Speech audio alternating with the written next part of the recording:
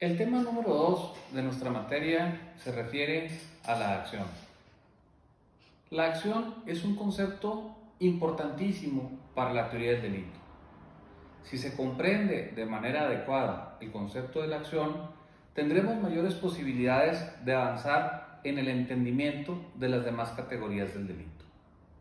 De entrada, para que exista un delito, tiene que haber algo más que el pensamiento, es decir, tendrá que haber una conducta externa verificable.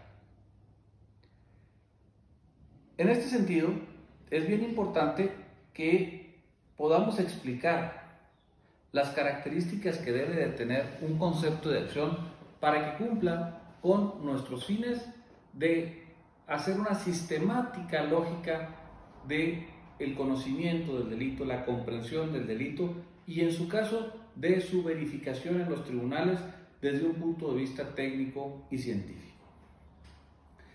El autor Jan Vallejo, en su tesis de doctorado, nos dice que un concepto de acción, para que sea útil a la teoría del delito, debe de tener por lo menos tres características. Primero, tener la suficiente sustancia, ser sustancioso. Segundo, ser neutral respecto de los demás elementos del delito o las demás categorías de análisis de un delito. Y número 3, nos debe de servir como un criterio para discriminar lo que es acción de lo que es falta de acción. Para explicar de manera gráfica a qué se refiere Jan Vallejo con estas tres características que debe de tener un concepto de acción, me voy a permitir utilizar estos pequeños utensilios para hacerlo de manera gráfica. Aquí tenemos un tornillo grande que vamos a determinar o vamos a pensar, imaginarnos que esto es nuestro concepto de acción. De entrada, si se fijan, tiene suficiente sustancia, fortaleza, firmeza para que pueda sostener las demás categorías del delito. La segunda característica que nos dice Jan Vallejo que debe de tener este concepto es que debe de ser neutral respecto a las demás categorías del delito. Y entonces pensemos que este otro va a ser, no sé si lo puedan ver en la cámara, la tipicidad. Podemos distinguir claramente entre lo que es el tornillo y lo que será la tipicidad. Y esta otra tuerca vamos a pensar que le vamos a denominar antijuridicidad. Y por último, a este último fierro que también tiene la posibilidad de enroscarse en el tornillo, vamos a pensar que es la culpabilidad. ¿A qué se refiere Jan Vallejo cuando nos dice que el concepto de acción debe de ser neutro? Que nuestra definición de acción únicamente debe de contemplar al tornillo. Otra definición debe de ser para la tipicidad, otra para la antijuridicidad y otra para la culpabilidad. Pero se refiere Jan Vallejo a que el concepto de acción debe tener la suficiente firmeza para que sobre él podamos poner la tipicidad. Y después, sobre ese mismo concepto de acción, que es firme pero a la vez neutro, podamos poner una tuerca que embona perfectamente en el tornillo y podemos distinguir, aunque ahora estén juntos, podemos distinguir en la definición lo que es el tornillo, concepto de acción, de lo que es la tipicidad y lo que es la antijuridicidad. En este momento tendríamos ya injusto penal, una acción típica y antijurídica, pero aún no tenemos delito.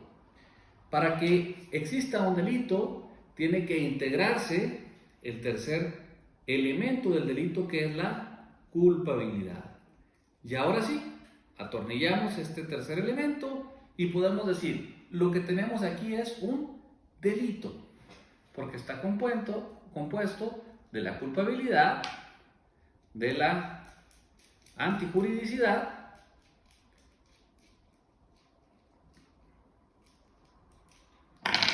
y de la tipicidad. Y esto es solo nuestro concepto de acción. El tercer punto que debe de servirnos el concepto de acción que utilicemos es que podemos distinguirlo de lo que es acción respecto a lo que no es acción. Una vez que podemos comprender esta distinción entre la acción, las características que debe de tener, tendremos que saber que la acción puede ser positiva, que consiste en un hacer, o negativa, que consiste en no hacer lo que la ley ordena, a lo cual denominamos en teoría del delito omisión. Bien importante distinguir lo que es la omisión o acción negativa de lo que será una falta de acción. Si yo omito algo, estoy realizando una acción negativa. En cambio, si hay falta de acción, no estoy realizando ninguna acción. La omisión se clasifica en omisión propia, o omisión simple, también se le conoce, y la omisión impropia, también conocida como omisión por comisión. En el material que ustedes han estudiado viene explicado a detalle las características de uno y las características de otro. Bien importante solamente que sepan que la omisión es no hacer lo que la ley ordena. Siempre la omisión va a ir referida a una norma que nos ordenaba hacer algo. Y al no hacerlo, estamos omitiéndolo, aunque estemos haciendo otra cosa. Zaffaroni utiliza un ejemplo de que la mamá que tiene que alimentar a su bebé, pues para que no muera de hambre, puede muy bien estar haciendo mucho ejercicio y está haciendo algo, pero no está haciendo lo que la ley le ordena, alimentar a su hijo. En este sentido, es muy importante que podamos comprender tanto a la acción positiva, que es un hacer, como a la acción negativa, que sería un no hacer. La omisión propia, omisión simple, siempre irá referida a un artículo específicamente que nos dice qué es lo que debemos hacer, y simplemente por no hacerlo, aunque no exista ningún otro resultado material distinto, ya incumplimos la norma y realizamos una omisión simple. Por ejemplo, la ley ordena a los padres cumplir con los alimentos de los hijos. Quien no otorgue los alimentos de su acreedor alimentario está cometiendo un delito. Independientemente de que alguien más, los abuelos, un tío, den los alimentos y los niños no se mueran de hambre, de todos modos, la madre o el padre que no cumplen con esa obligación alimentaria están cometiendo el tipo penal de incumplimiento de obligaciones alimenticias. En las presentaciones que ustedes habrán estudiado, hay una serie de artículos que específicamente refieren casos de omisiones simples. A diferencia de la omisión impropia, comisión por omisión, en este tipo de omisión lo primero que existe es un resultado material, es decir, hay una transformación en el mundo físico. Materialmente se privó de la vida a alguien, hay un resultado muerte, o bien hay un resultado de daño sobre las cosas, o puede haber un resultado de lesiones, un deterioro en la salud de alguna persona. Ese resultado material se le va a atribuir a quien tenía la calidad de garante, a quien tenía la obligación jurídica de evitar ese resultado. Pensemos en el ejemplo más claro de la teoría, en un salvavidas que se encuentra en una playa y por estar distraído, descuidado, no acude a auxiliar a una persona que se está ahogando y esa persona fallece, muere. Resultado, muerte. El salvavidas tenía calidad de garante. Esta calidad de garante se adquiere por la ley, por un contrato o por un actuar precedente. En el caso del salvavidas habrá adquirido esa calidad de garante por un contrato. Él tenía la responsabilidad de evitar que la persona se ahogara. No acudió a auxiliarlo. no hizo lo que la ley le ordenaba. Y como se dio el resultado muerte, ese resultado muerte se le va a atribuir al salvavidas como si él lo hubiera causado. No lo causó él, pero él debía evitarlo. Y al no evitarlo, pudiendo hacerlo, se le va a atribuir ese resultado muerte. Pensemos rápidamente que esa persona que se está ahogando es auxiliada por alguien más y no se ahogó. Ahí no encontramos una responsabilidad por parte del salvavidas porque no se dio el resultado muerte, una responsabilidad penal. O bien, podemos pensar que no solo el salvavidas no lo auxilió, había otras personas en la playa que estuvieron viendo que se estaba ahogando y las otras personas tampoco fueron a ayudarlo o a auxiliarlo. A las otras personas no les podemos atribuir el resultado muerte porque ellos no tenían la calidad de garante. En este caso, o en este ejemplo, solo el salvavidas tenía la calidad de garante. Hemos pues tratado de explicar lo que es la acción, hacer, y lo que es la omisión, no hacer lo que la ley ordena.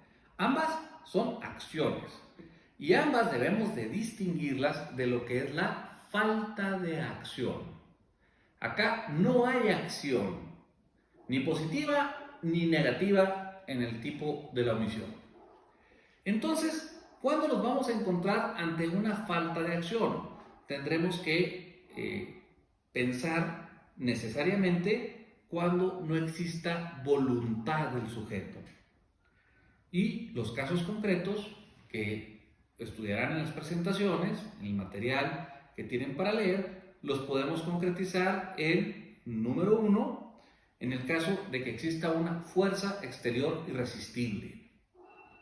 Piensen que hay un temblor y al estar temblando, una persona es impulsada por los movimientos de la tierra y se proyecta contra un jarrón muy valioso y lo quiebra. Esos daños que sufre el jarrón no se los podemos atribuir a la persona que se impactó con el jarrón porque no tenía voluntad de quebrar el jarrón, sino que el movimiento de la tierra debido a una fuerza exterior irresistible como lo era el temblor, lo proyectó contra el objeto. Ahí es un claro ejemplo de una falta de acción. Otro de los casos de falta de acción lo encontramos en los estados de inconsciencia. Un sonámbulo o una persona dormida, por ejemplo, no tienen voluntad de los movimientos que realicen en ese estado. No obstante que tengan movimientos, son movimientos involuntarios. El ejemplo que podemos encontrar de esta situación sería una persona que está de visita en otra casa y de pronto lo invitan a quedarse a dormir, se queda a dormir y resulta que en el buró, nuevamente pongamos el ejemplo de un jarrón muy valioso, y esta persona estando dormida hace un movimiento con su brazo y avienta el jarrón y lo quiebra. Ese jarrón que resultó dañado no se lo podemos atribuir como una acción de la persona porque ese movimiento lo hizo dormido, es decir, con una falta de acción. Y por último, pensamos en falta de acción cuando hablamos de movimientos reflejos. Todos nosotros, por lo menos en alguna ocasión, hemos acudido con el doctor y con un instrumento nos golpean la rodilla en determinado nervio y la pierna se mueve de manera automática, de manera refleja. No es que tengamos voluntad de mover la pierna, sino que de manera automática hay un movimiento reflejo. En estos casos tampoco hay acción.